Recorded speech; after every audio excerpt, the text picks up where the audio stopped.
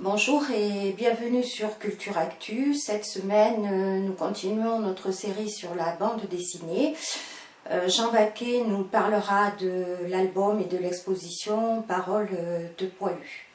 Ensuite, Hélène Gouin a aimé le dernier livre de Sorge Chalandon, Profession père, et nous fera partager sa lecture. Enfin, une pièce de théâtre pour terminer qui sera présentée au Théâtre Galy le 16 octobre, à tort et à raison, avec entre autres Michel Bouquet, et qui a reçu un accueil unanime par la critique.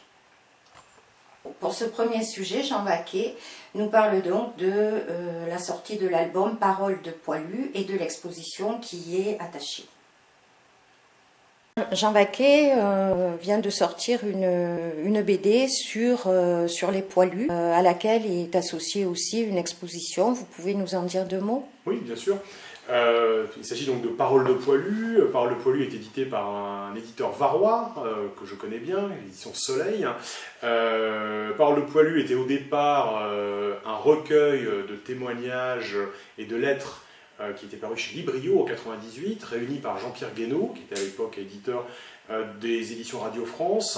Ça a connu un énorme succès, plus de 2 millions d'exemplaires vendus. Les lettres, il y a eu un appel aux témoignages, aux lettres qui avaient été passées sur France Inter à l'époque. Soleil avait récupéré ce matériel, on avait proposé l'adaptation à de grands dessinateurs de tous styles différents.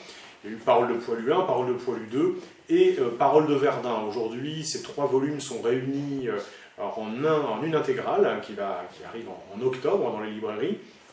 En juin dernier, il y a eu une exposition qui a été montée à Aix-en-Provence dans le cadre du Festival de la BD. Cette expo a été très très bien accueillie par le public et elle sera à nouveau présentée dans quelques semaines à Martigues. C'est une expo, donc, je le répète, itinérante. Donc voilà, c'est certainement avec Paroles de Poilu un peu la quintessence de la guerre 14-18 en bande dessinée, étant donné que on a des témoignages qui sont de vrais témoignages de vrais poilus, adaptés donc par, je vous le disais, par un peu plus d'une soixantaine d'auteurs de BD. Et donc à nouveau disponible dans cette intégrale de plus de 300 pages. Et l'expo pourrait intéresser les scolaires aussi, éventuellement. Tout à fait, d'autant que la sélection des originaux et des reproductions a été faite en partenariat avec les éditions Soleil, avec justement cet objectif de pouvoir la rendre visible par les scolaires. Il y a des fois certaines adaptations qui sont extrêmement crues, vu le sujet et vu le matériel de départ. Elles ont été écartées pour justement être très populaires, très grand public. Profession père est le dernier ouvrage de Sorge Chalandon. Hélène Gouin nous en parle à présent. Profession du père, parachutiste, agent secret. Émile Choulan, un enfant de 10 ans, veut bien croire que son père ait tenu tous ses rôles et porté partout les couleurs d'une Algérie française qui lui est si chère et qu'il est prêt à défendre, accompagné de son fils, contre tous les De Gaulle du monde. Sorge Chalandon, auteur de Profession du père, a mis du temps à exhumer ce géniteur tyrannique, et c'est le point de vue de l'enfant maltraité qu'il fut qu'il a choisi de développer plutôt que celui de son père.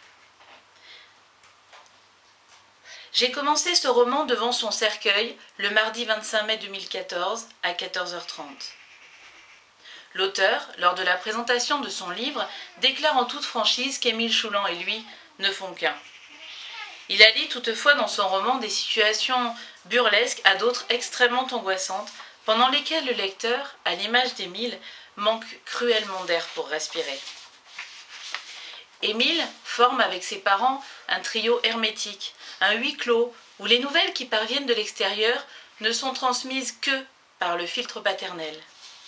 Ainsi, au chapitre 12, Émile raconte « Ma mère m'a demandé de mettre une chemise blanche et ma cravate bleue pour la photo de classe.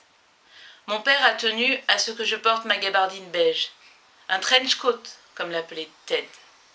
Il était en coton, croisé, avec 5 boutons de chaque côté, des pattes de serrage au poignet et une ceinture à boucles, comme dans les films policiers américains. Mon père avait le même, couleur kaki. Quand il sortait, il passait ses gants de cuir sous les épaulettes, ou son béret rouge, lorsqu'il allait au garage de Legris. « On dirait un vrai agent secret, disait mon père en m'inspectant. » En faisant le deuil de son père, Émile professe plus que jamais cet amour déraisonnable, sans fondement, et absolument clément, c'est le prénom qu'il donnera plus tard à son fils, pour un monstre blessé qui sans cesse renaît de ses cendres. « Tu connais ton père » ne cesse de répéter la mère d'Émile comme un aveu d'impuissance. Cette impuissance n'est pas celle d'Émile, ni de Sorge Chalandon, encore moins. Sorge Chalandon, dont les précédents romans contenaient déjà cette présence du père bourreau, et qui a dû vaincre un bégaiement tenace avant de faire ainsi sonner les mots comme des révélations. À tort et à raison est une pièce de Ronald Harwood, interprétée entre autres par Michel Bouquet et qui sera jouée au Théâtre Galy le 16 octobre à 20h30. En 1946, à Berlin, le commandant américain Steve Arnold se retrouve face au célèbre chef d'orchestre Wilhelm Furtwängler.